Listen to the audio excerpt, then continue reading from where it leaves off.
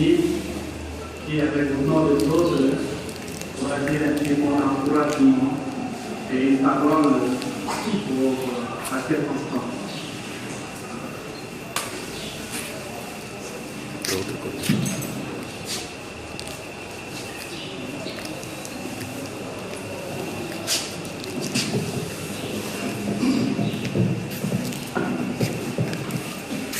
Shalom. Shalom. Mes très chers frères en Jésus-Christ, mes amis, mes camarades et tous les compagnons de Laurent Désiré Kabila qui souffrent en ces lieux à cause de la mort. Je profite de cette occasion, en votre nom à vous tous, pour d'abord remercier le révérend Père qui a accepté en cette occasion de dire la messe pour que nous accompagnions la recommandation du repos de l'âme de Laurent Désiré Kabila. L'occasion nous permet de dire à vous, ici présents, et au-delà d'ici, à tous ceux qui peuvent nous écouter, que Laurent Désiré Kabila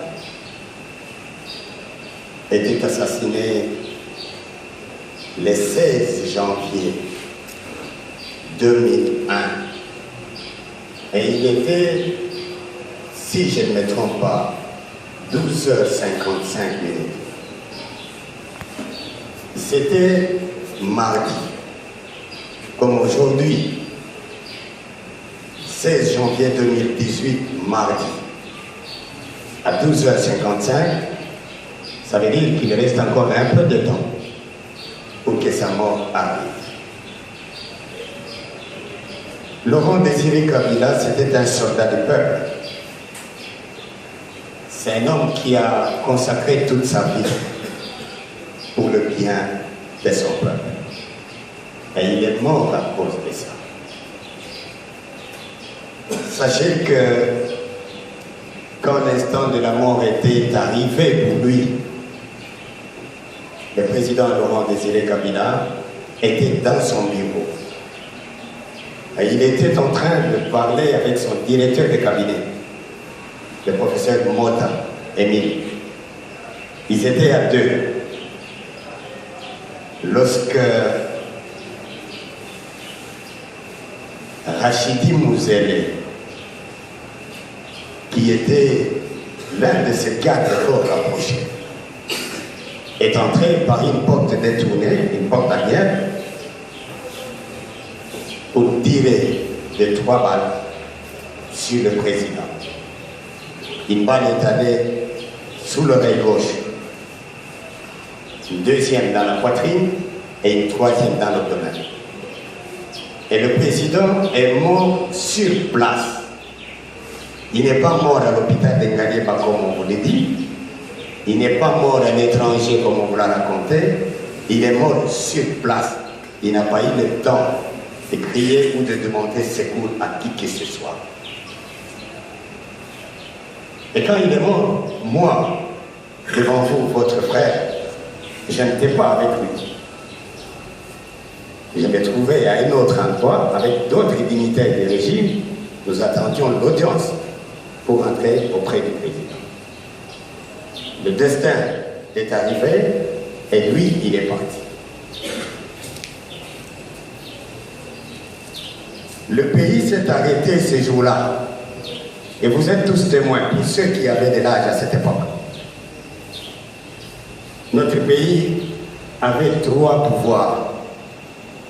Il y avait un gouvernement à Goma, avec le RCD. Il y avait un gouvernement à Guadeloupe, avec le MLC. Et il y avait le gouvernement ici.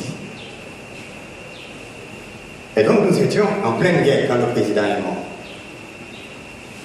Et sa mort a constitué pour la République démocratique du Congo une occasion de menace grave pour sa balkanisation, pour le chaos. Parce qu'assassiner un président de la République dans son bureau, vivant, pendant la guerre, c'était la condition la meilleure pour que le pays tombe dans les chaos. Et moi, d'abord, entre parenthèses, pendant que le président meurt, là où j'étais assis, moi avec d'autres, il y avait un général-major. Il était supérieur à moi.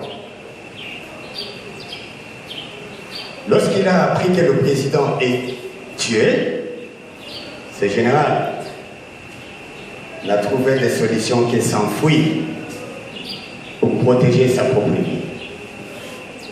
Il aurait dû, lui comme général, prendre la responsabilité parce que le commandant suprême est tombé. Il faut que quelqu'un prenne les choses à lui. Lui, il a fait. Je pense qu'aujourd'hui, nous souffrons à cause de cela. Les gens auraient souhaité aussi que moi je fuis aussi. Parce que si j'avais fui, je ne serais pas en prison. Tous les assassins de Kabila, tous les commanditaires, tous les traîtres, et tous ceux qui l'ont abandonné, ils sont tous en liberté. Et ne sont en prison que les innocents. Oui, parce que si nous qui sommes ici, nous étions des coupables, nous ne serions pas en prison. Les assassins sont dehors. Et ils savent que nous savons qu'ils sont dehors. Mais l'histoire des hommes est faite ainsi. Nous, ce que nous devons prendre à cette occasion, c'est de penser à l'idée qu'avait Laurent Désiré Kabila pour ce peuple. Ne jamais trahir la République démocratique du Congo. Le pays, c'est quoi? Le pays, c'est le peuple. Le pays, ce sont ses lois. Le pays, ce sont ses valeurs. Et lorsque Kabila dit ne jamais trahir le pays, il veut demander à chacun de nous de ne jamais trahir son peuple, de ne jamais trahir ses valeurs, de ne jamais trahir ses lois. Parce que celui qui trahit le pays, il se trahit lui-même. Mes amis, mes camarades, le moment est assez difficile dans l'histoire de notre pays. Et il est possible que toute l'œuvre de Laurent Désiré Kabila soit chiffonnée, soit oubliée, soit dénigrée, en jetant même de l'opprobre sur sa mémoire, à cause de ce qui se vit actuellement au pays. Mais moi, j'étais le fidèle de Laurent Désiré Kabila. Et je lui ai prêté serment que je ne les trahirai jamais. Je demande à vous qui m'écoutez, ici ou ailleurs, de vous souvenir en mémoire glorieuse de Laurent Désiré Kabila. Quoi qu'il arrive, c'est quelqu'un qui n'a pas trahi la nation. Quoi qu'il arrive, Kabila a donné sa vie pour le peuple congolais. Et le peuple est vivant. Je demande au peuple congolais, ici ou ailleurs, de continuer à garder une mémoire glorieuse pour Laurent Désiré Kabila. C'est un homme qui a aimé le peuple. Et je sais, pendant que je dis ces choses, vous tous, vous l'aviez beaucoup aimé. Vous l'aviez pleuré. Et tout le reste qui a suivi après sa mort, c'est à cause de son nom, à cause de votre amour pour lui, que tout s'est déroulé de la façon que vous l'avez su. J'avais pris mes responsabilités à cette époque conformément au testament politique dont j'étais gardien, établi par Laurent Désiré Kabila, que je ne devais pas, dans une situation pareille, laisser le pays à la merci de meurtriers. J'ai pris mes responsabilités. J'ai donné les ordres que vous connaissez, dont vous avez encore souvenir aujourd'hui. Vous demandez à l'armée et à tout le monde de s'abstenir à poser tout acte de nature à perpétrer les crimes parmi notre peuple. Ainsi, à partir de ce moment-là, Laurent Désiré Kabila il est mort seul. Et le peuple a survécu. Parce qu'il a aimé le peuple. Vous voyez quelqu'un qui a aimé le peuple, qui a prévu que même si ma vie est mise à prix, jamais elle pourra provoquer le séisme contre mon peuple. Autant nous sommes en train de parler de ces choses dans l'église de Dieu. Christ qui est venu sauver l'humanité, nous l'avons persécuté, nous l'avons condamné, nous l'avons bastionné, nous l'avons tué, et il est mort seul. Kabila a aimé le pays, et nous avons agi conformément.